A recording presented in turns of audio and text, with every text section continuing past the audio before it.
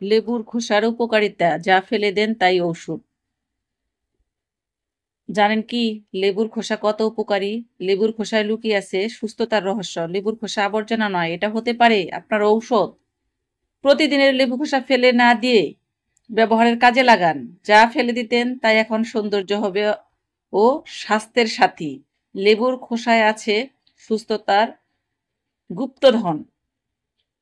ছোট্ট এক টুকরো খোসা, অগণিত উপকারিতা।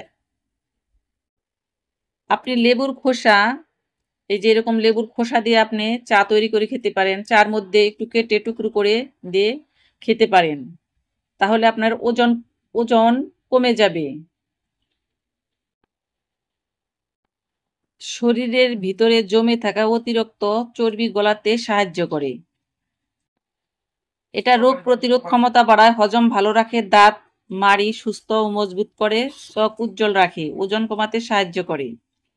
তাই লেবুর খোসা ফেলে না দিয়ে লেবু ভালো করে ধুয়ে তারপর ব্যবহার করবেন।